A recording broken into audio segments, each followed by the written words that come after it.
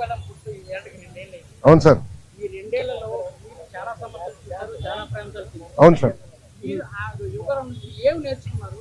మంత్రిగా ఏం ప్రదర్శించారు? అన్న, నేను స్టాన్ఫర్డ్ లో ఎంబీఏ చేశా.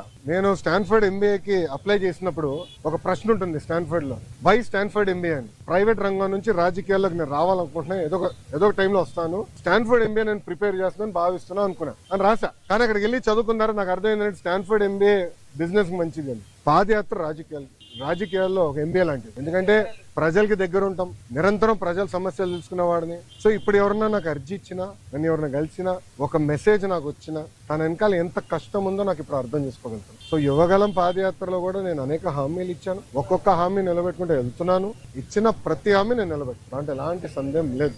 రెండోది, యువగలం పాదయాత్ర అయిన తర్వాత నిరంతరం ప్రజల్లో ఉండాలని నా కోరిక. సో అమరావతిలో కూడా, ఎందుకంటే నాకు మంత్రిగా నాకు బాధ్యతలు ఉంటాయి కనుక